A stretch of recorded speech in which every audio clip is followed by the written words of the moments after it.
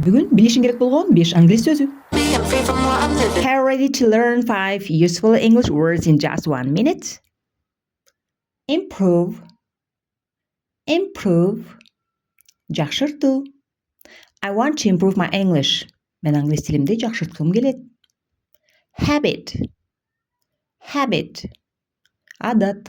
Drinking tea in the morning is my habit. Ертең менен чай ішу менің адатым. Quickly. Quickly. Tez.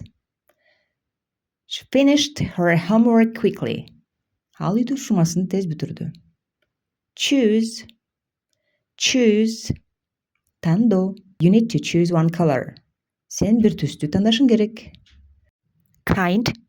Kind. Борукерлік, мейірімдүүлік. He's always kind to animals. Ал дайыма жануарларға мейірімдүү мамиле кылат. Борукерлік менен мамиле кылат. Кайсы сөздү колдонуп жүрчү элең? Комментарийге жаз. Жаңы сабактар үчүн лайк басып, каналга жазыл.